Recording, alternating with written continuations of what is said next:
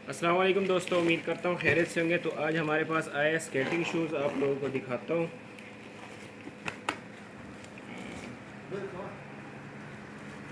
ये चाइना का माल है, ठीक है। और ये किलो के हिसाब से आप लोगों को मिलेगा। देख लो ज़रा, ये अभी पहली बोरी खोली है, अभी देखा मैंने भी नहीं है क्या है इसमें क्या नहीं है, ये देख सकते हैं, ठीक है। बहुत प्यारा साफ़ सुथरा माल है, बचगाना भी है इसमें।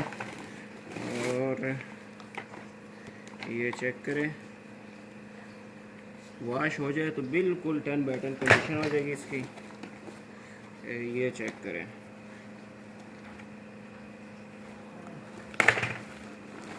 अब बचगाना दी टोल, बचगाना दी,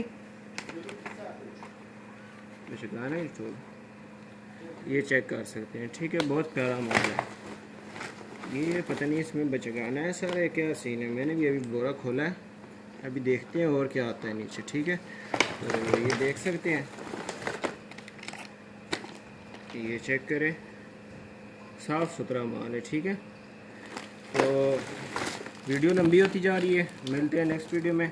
और बाकी वीडियो इसकी मैं यूट्यूब पे अपलोड करूँगा। अल्लाह हाफ़िज़।